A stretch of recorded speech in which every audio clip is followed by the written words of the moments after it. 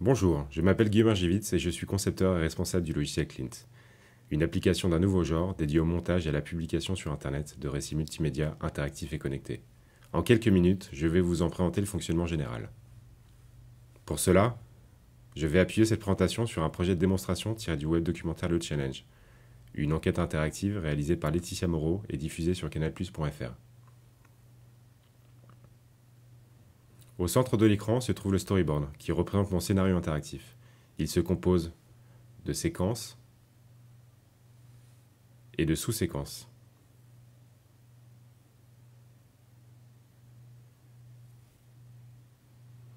Je peux en créer autant que je souhaite et les relier les unes aux autres.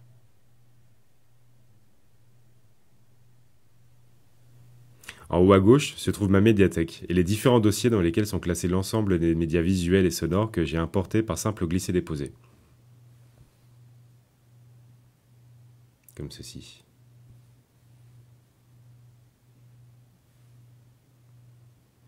Clint organise automatiquement mes éléments par type. Photo, vidéo, audio et animation flash à S3.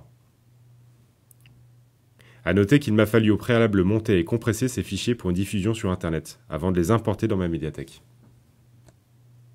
Je peux aussi ajouter dans mon montage des vidéos YouTube et des photos Flickr.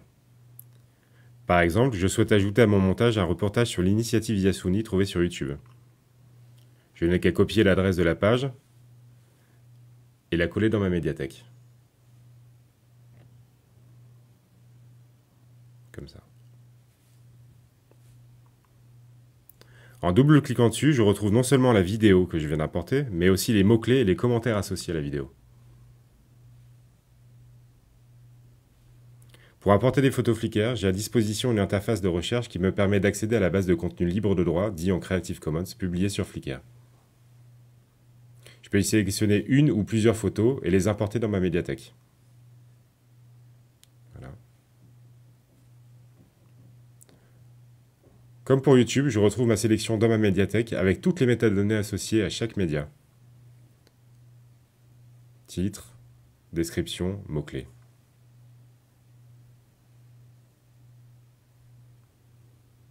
Voilà, j'affiche et je masse la médiathèque avec le raccourci clavier POM. Avant de vous montrer comment éditer une séquence, voici déjà le rendu actuel de mon montage, que je lance avec POMR cette fois. En bas à gauche se trouve le footer du player. Il est accessible en permanence et contient un timer qui renseigne la durée de la séquence en cours et permet sa mise en pause. Je retrouve le logo de Clean qui peut d'ailleurs être remplacé par celui de mon choix. J'ai accès à une page menu qui liste les principales séquences du programme avec leur descriptif. À une carte connectée à Google Maps qui donne accès aux séquences en fonction de leur localisation géographique. Et enfin, les fonctions de partage sur Facebook et Twitter, de contrôle du volume sonore et de passage en plein écran.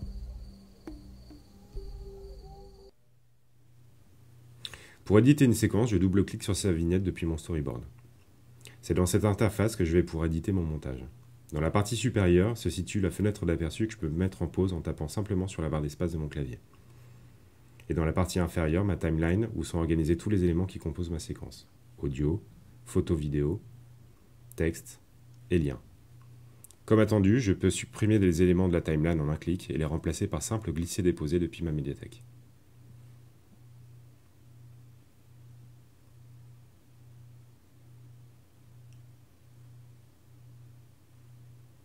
En cliquant sur un élément visuel de la fenêtre d'aperçu, je peux aussi éditer directement un élément comme ceci avec ce bloc texte.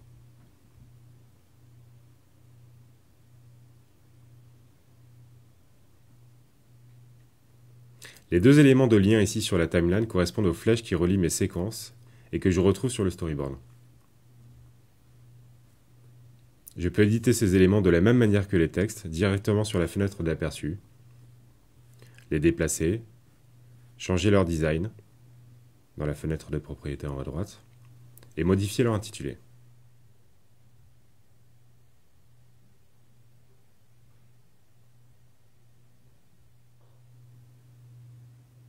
Je reviens à nouveau au storyboard pour introduire le principe des sous-séquences. Nous étions en train d'éditer la séquence sélectionnée en rouge. Comme je peux le constater, je donne la possibilité à l'internaute soit de passer à la séquence Entrée dans le parc Yasuni, soit d'ouvrir une sous-séquence appelée ici Initiative Yasuni.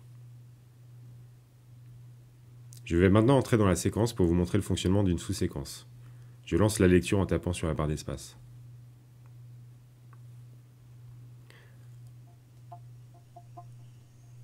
En cliquant sur le bouton En savoir plus de celle-ci, je déclenche la sous-séquence Initiative Yasuni qui vient s'ouvrir par-dessus la séquence en la mettant en pause. Cette sous-séquence contient, dans le cas présent, la vidéo YouTube que j'avais importée dans ma médiathèque et que j'avais préalablement intégrée dans ma timeline.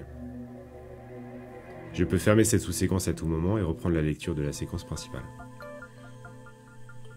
Passons maintenant à la séquence suivante. Bien que Clint ne soit pas une application destinée à remplacer un logiciel de montage vidéo, l'application propose de nombreuses fonctionnalités d'édition de médias, certaines très pratiques. Ici, je stoppe la lecture pour éditer une animation de type panneau. Je définis une position d'entrée et une position de sortie.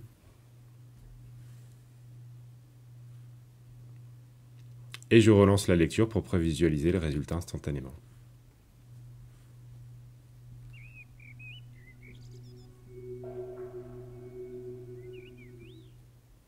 La fenêtre de paramètres me permet d'éditer précisément chaque élément sélectionné.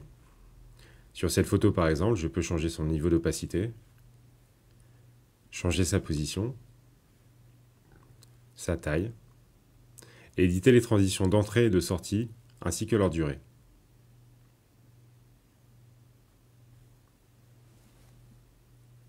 Avant de publier mon projet en ligne ou avant un premier visionnage, je peux créer et modifier très rapidement un menu de type index. Pour cela, je vais dans l'onglet My Project Index Menu, et par simple glisser-déposer, je sélectionne dans la colonne de gauche, qui contient toutes les séquences créées depuis mon storyboard, celles que je souhaite faire figurer dans mon menu en les glissant dans la colonne de droite. De la même manière, je peux éditer un menu de type carte, qui comme le menu index, est accessible depuis le footer du player. Je retrouve ici toutes les séquences à qui j'ai attribué les coordonnées géographiques depuis le storyboard. Et je sélectionne celles que je veux faire apparaître sur la carte. Et je peux aussi, dans cette fenêtre, paramétrer l'affichage par défaut de la carte. Pour éditer simplement une page à propos ou de crédit, il me suffit enfin de renseigner les champs proposés ici par défaut.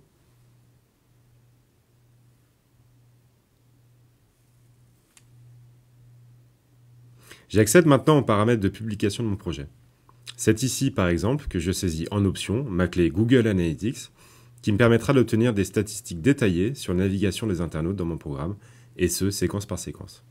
Je peux aussi saisir ma clé Google Maps pour utiliser cet autre service de Google. Je vais aussi pouvoir gérer les dimensions d'affichage de mon player, 3,5 ou 16/9, importer des nouveaux plugins de design, modifier mon logo présent sur le footer du player avec son URL de redirection et le message qui s'affichera au survol de la souris, qu'on appelle tooltip. L'onglet Sharing me permet de saisir toutes les informations relatives aux plateformes Facebook et Twitter. Enfin, j'ai accès ici au code d'embed de mon projet que je peux copier-coller pour le publier sur la page web de mon choix.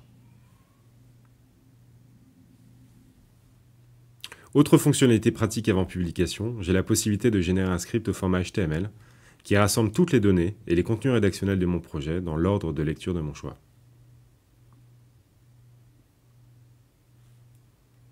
Ce document, que je peux ouvrir avec un éditeur de texte ou copier-coller dans un mail, me sera très utile par exemple pour les dernières corrections d'orthographe, validation et autres traductions nécessaires avant mise en ligne.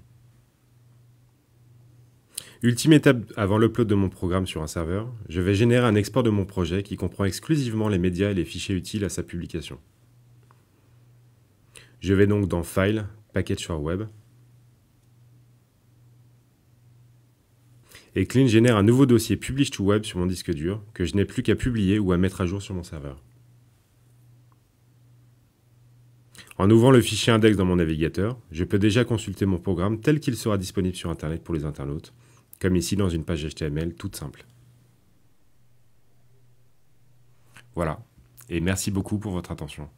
J'espère que ce premier screencast vous a permis de comprendre le fonctionnement général de Clint.